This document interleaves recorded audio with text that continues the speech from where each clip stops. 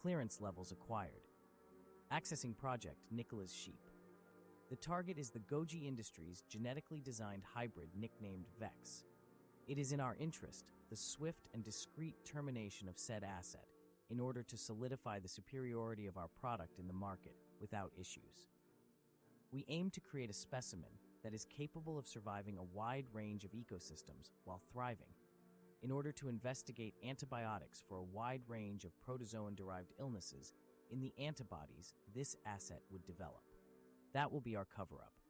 The objective will be to force a confrontation between Vex and our asset, aiming for Vex's termination, tarnishing the prestige of our competitors. For the base genomes of our asset, we chose 2 mollusks, starting with Parapozosia sepenredensis, the largest known cephalopod to have ever lived. Endocerid cephalopods, such as Cameroceras, or encotoothids, such as Tusoteuthis, were considered, but the shell of Cameroceras would have been a hindrance and a major weak spot, given its conical shell not distributing pressure well and thus being easily cracked, while an encotoothid base would not have benefited as much from our vision when compared with the ammonoid base, with a shell shape that distributes pressure evenly while providing maneuverability underwater without sacrificing all armor.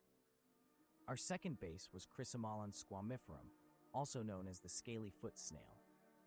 We aim to implement its thermal resistance and biomineralization capabilities into the asset, allowing it to develop an iron coating onto its shell for maximum defensive capabilities.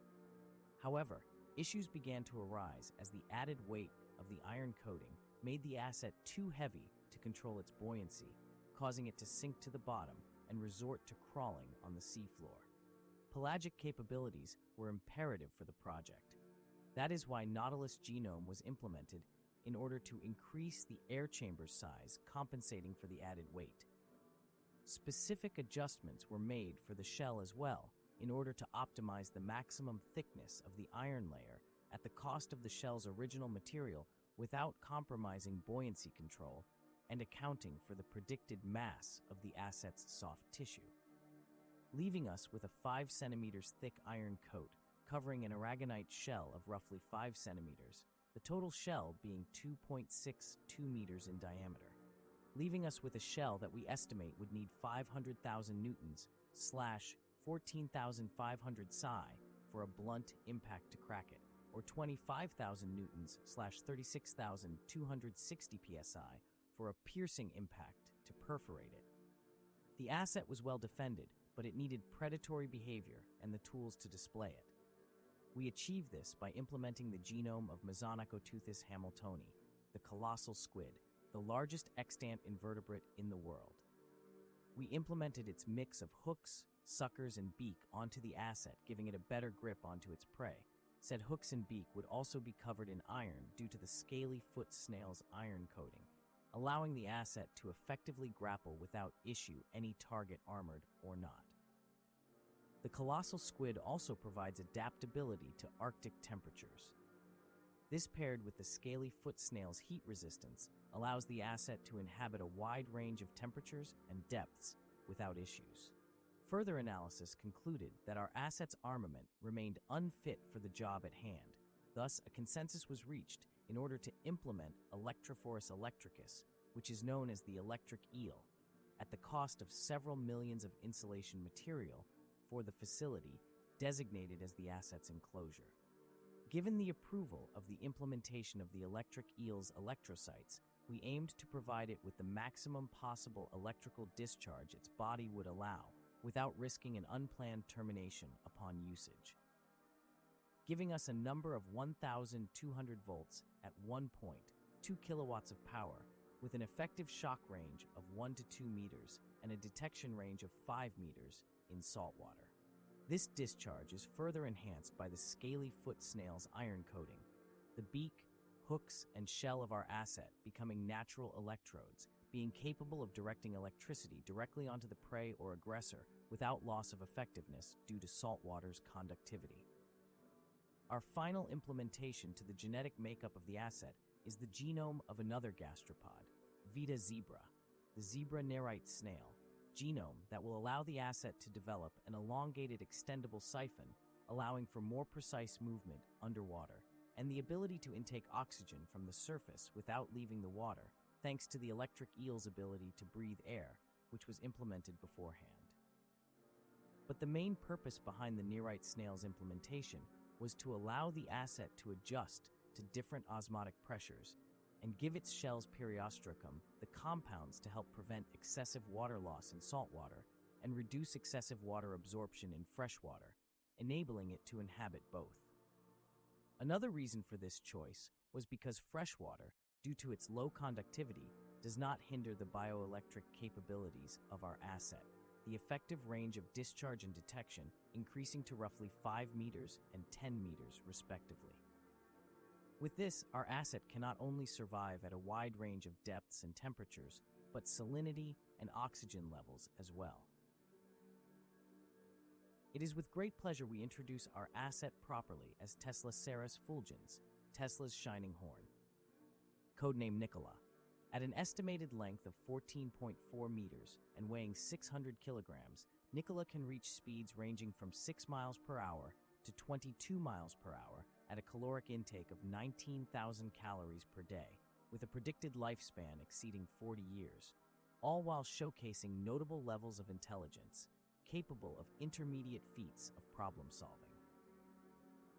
Its iron reinforcement allowing him to dive into depths upwards of 2,000 meters, and its multiple adaptations to a wide range of temperatures and salinity levels, making him capable of inhabiting nearly all climates, not being limited to water only, as his capability of breathing air allows Nicola to stay outside the water for an undetermined amount of time, so long as his body remains moist.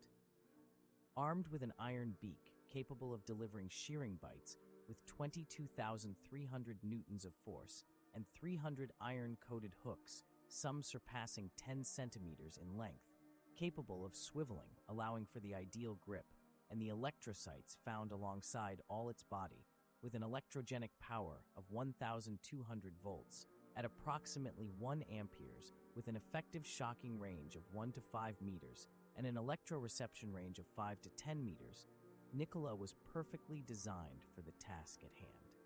Nicola's behavioral traits are those of an ambush predator, one that thrives in freshwater environments with low visibility, but can manage just fine in just about any aquatic ecosystem, making use of its electroreception to detect its prey before launching forward his 10-meter-long tentacles in 45 milliseconds, grappling his prey and delivering a concentrated shock through his iron hooks like a taser.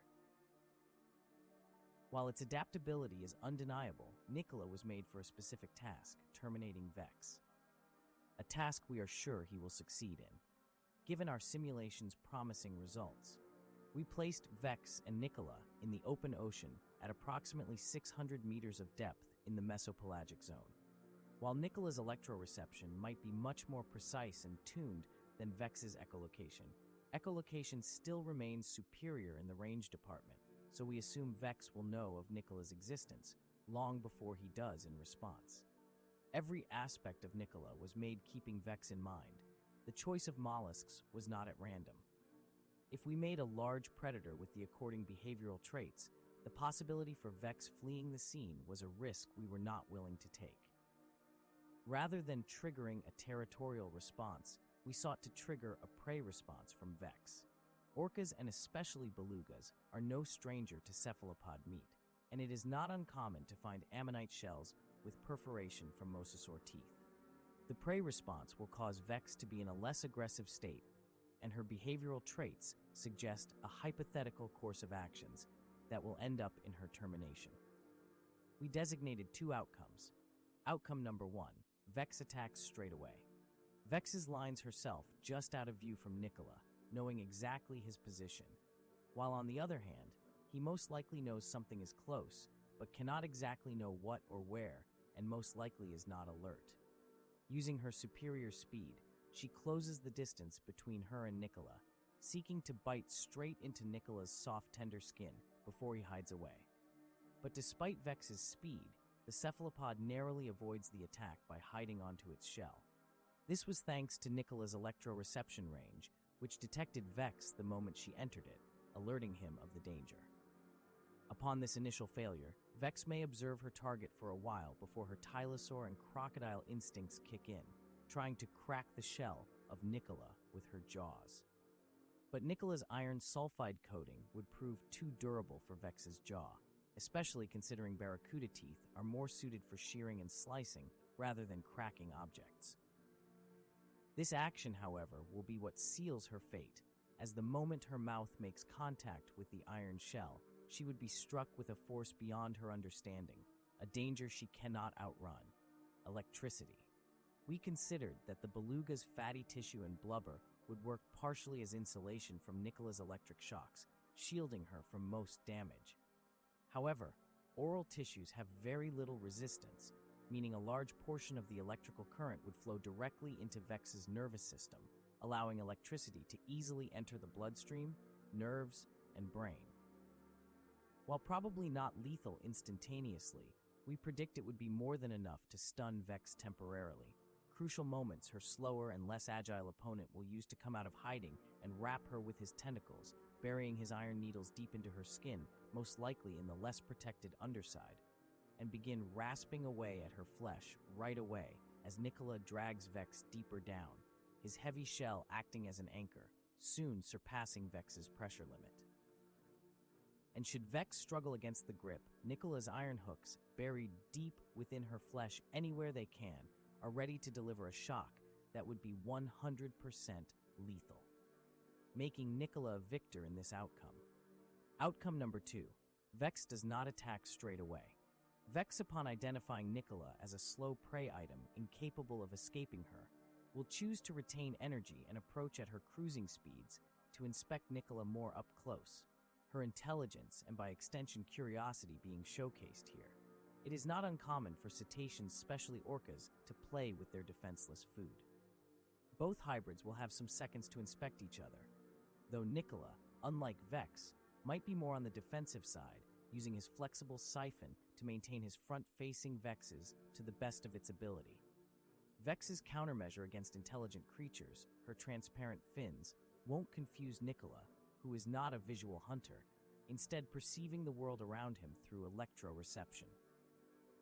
This standoff will be broken by whoever strikes first, which we predict will be 70% Vex and 30% Nicola, given how likely it would be for him to feel threatened and go on the defensive, ready to hide inside his shell when faced with Vex.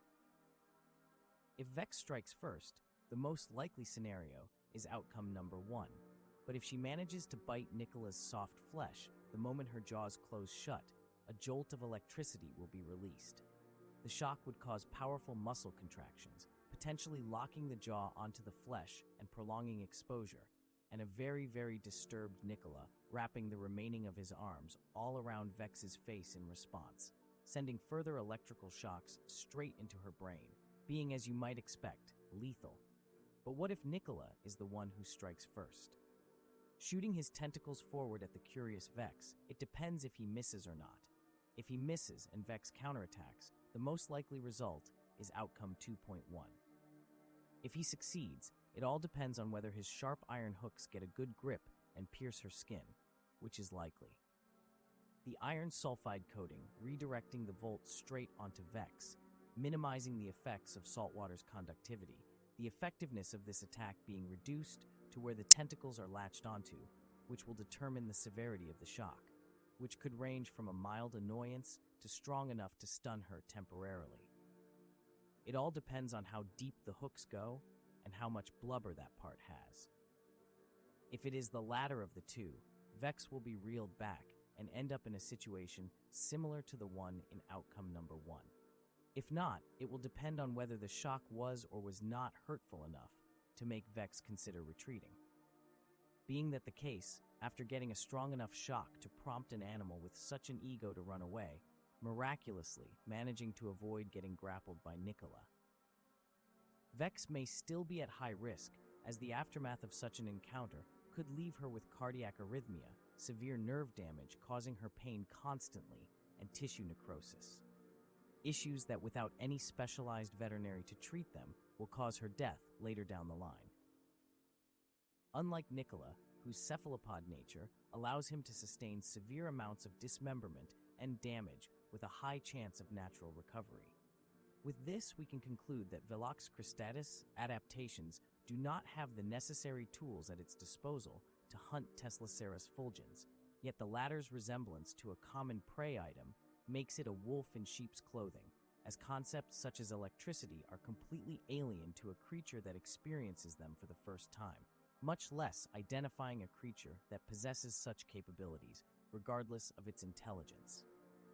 A mistake it will not get a chance to learn from.